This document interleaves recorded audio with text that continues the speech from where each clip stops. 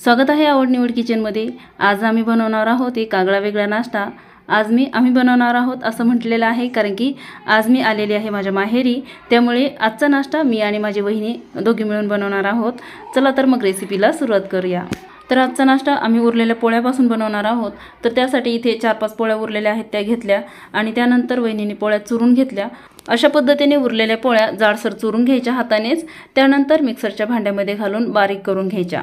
घरी पाहुणे आल्यानंतर नेहमीपेक्षा शिल्लक स्वयंपाक केला जातो, त्यामुळे थोडे का होईना पोळ्या उरतातच। आणि मग उरलेल्या पोळ्यांचं काय करायचं असा प्रश्न पडतो।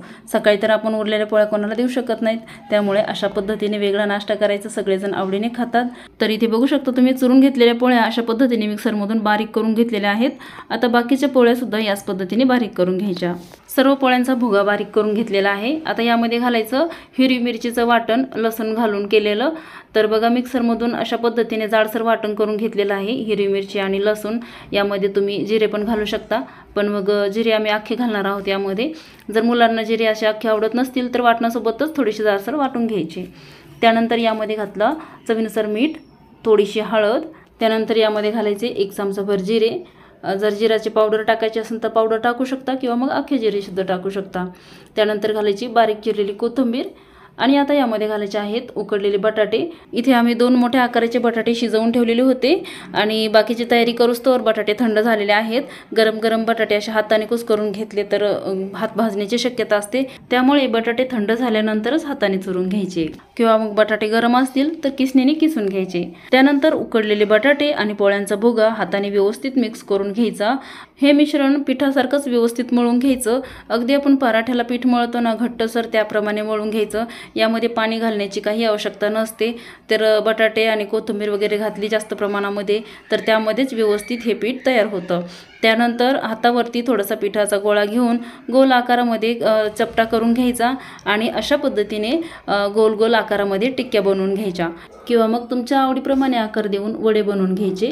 आणि याच पद्धतीने उरलेल्या पोळ्यांचे तुम्ही पराठे सुद्धा बनवू शकता। पराठे कशा पद्धतीने बनवायचे याबद्दल मी व्हिडिओ अपलोड केलेला आहे आपल्या आवड निवड किचन या चॅनलवरती, नक्की पहा। तयार केलेल्या पिठाचे अशा पद्धतीने वहिनी वडे तयार करत होत्या, तर त्यामुळे मी ही वहिनीला मदत केली आणि दोघींनी मिळून गोल गोल आकारामध्ये पटकन वडे तयार करून घेतले। तर हे वडे तुम्ही तळायचे असतील तर तळू शकता किंवा मग सेलो फ्राय सुद्धा करू शकता। सेलो फ्राय करताना थोडासा वेळ लागतो आणि तळल्यानंतर पटकन होतात, त्यामुळे हे वडे आम्ही तळून घेतले। आणि आमच्या घरी सकाळी सकाळी मुलांना पण खूप घाई झाली होती वडे खाण्याची, त्यामुळे तळावेच लागले। सेलो फ्राय केले तरीही सुद्धा कुरकुरीत होतात आणि छान होतात, पण थोडासा वेळ लागतो। आणि हे वडे तळताना तेल मध्यम आचेवर व्यवस्थित गरम करून घ्यायचं, त्यानंतरच वडे तेलामध्ये सोडायचे। तेल जर कमी गरम असेल तर वडे तुटतात किंवा तेल जास्त पितात, आणि तेल जर जास्त प्रमाणामध्ये गरम झालं तर वडे करपण्याची शक्यता असते, त्यामुळे मध्यम आचेवर व्यवस्थित तळून घ्यावे। तर इथे बघू शकता तुम्ही वडे किती छान ब्राऊन रंगावरती तळून झालेले आहेत। आणि तसंही हे वडे तळण्यासाठी जास्त वेळ लागत नाही, कारण की यामध्ये उकडलेले बटाटे घातलेले आहेत आणि पोळ्या तर भाजलेल्याच असतात, त्यामुळे हे पटकन तळून निघतात, जास्त वेळ लागत नाही। आणि अशा पद्धतीने जर उरलेल्या पोळ्यांचा नाश्ता केला तर सर्वजण आवडीने खातात आणि उरलेल्या पोळ्या मार्गी लागतात। आणि अशा पद्धतीने जर पोळ्यांचा नाश्ता केला तर पोळ्या वाया जात नाहीत। आणि याच पद्धतीने उरलेल्या भाजीचा पण नाश्ता आपण तयार करू शकतो आणि उरलेल्या भाताचा पण अशाच पद्धतीने गरम गरम नाश्ता तयार करू शकतो। याबद्दल मी बरेच व्हिडिओ अपलोड केलेले आहेत, नक्की पहा। आणि इथे आमचे सर्व वडे तळून झालेले आहेत आणि वड्यासोबत खाण्यासाठी घेतलेला आहे टोमॅटो सॉस। हे वडे तुम्ही सॉससोबत खाऊ शकता किंवा चटणीसोबत खाऊ शकता, किंवा कोणतीही चटणी नसेल तरीही चालते असे सुद्धा खाऊ शकता। हे वडे एवढे खमंग कुरकुरीत होतात। तर इथे तुम्हाला एक वडा वहिनी तोडून दाखवत आहेत, बघा किती छान झालेले आहेत वडे, वरून कुरकुरीत आणि मधून सॉफ्ट झालेले आहेत।